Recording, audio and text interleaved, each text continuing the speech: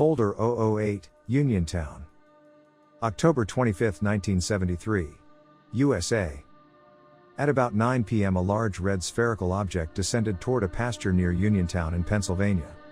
Steve Palmer drove up the field and observed a white domed structure on the ground that illuminated the area and made a loud sound like a lawnmower. Walking along a nearby fence line were two tall hairy bipeds, arms hanging down past the knees. They had glowing green eyes and there was a smell of burning rubber in the air.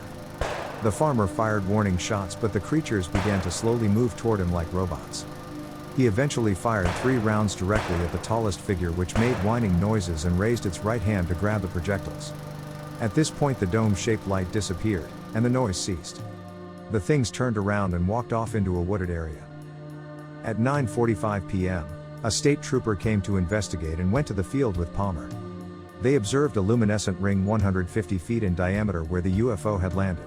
The farm animals refused to go near it. A dog and a bull in the field kept looking at the woods. Something large was in there, trees could be heard being torn apart. Steve spotted a brown beast coming in their direction and he fired his last bullet at it. They jumped into the patrol car and drove away. Around 2 a.m. the main witness began breathing heavily, growling and swinging his arms, knocking his father and UFO researcher George Lutz to the ground. He ran into the field emitting inhuman screams. His dog approached him as if to attack, then ran off. Then the man suddenly collapsed face down onto the ground. When he came out of his trance he began to rant about prophetic visions and the end of the world. He also talked about a man in a black hat and cloak, carrying a sickle. He pointed into the darkness and warned the others to get away, claiming it was near. The air was filled with a strong sulfur odor.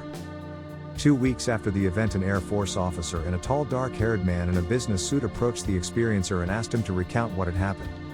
The visitors expressed their interest in doing hypnosis on him and the witness agreed. After the session they said that they would be in touch, but he never heard from them again. In a number of instances, reports of strange lights or aerial phenomena accompanying Bigfoot sightings have been made in Fayette County.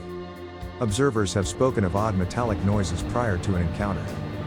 In some cases they heard the sound of machinery running underground. Another story is about cabin dwellers surrounded by monsters with bright red eyes, with a craft over the trees that resembled a Christmas ornament. Some incidents involved beings disappearing in front of the witness. One case investigated by the Pennsylvania State Police occurred on February 6, 1974. A woman fired her shotgun at a Sasquatch in the doorway of her trailer and it vanished in a flash of light. A luminous red object hovered over a nearby wooden section during the event. Another example was footprints that suddenly stopped where there should have been more tracks. In 1975, a report from Jumonville surfaced of a huge ape-man-like entity which floated and was later enveloped by a mist.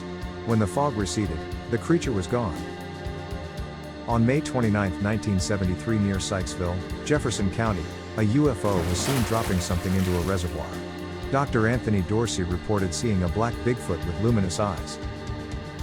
In September of 1973, 3 women driving through a forest near Penn in Westmoreland County saw a large rectangular metallic craft on the ground. A door opened, a ramp lowered, and 3 7-foot-tall apes ran out into the bush. On August 27, 1973, in Beaver County, 2 girls observed a tall white gorilla with red eyes, running across the road with a small glowing sphere in one hand. They told their father, who went into the woods after the primate and returned in a daze. The event had a profound psychological effect on him.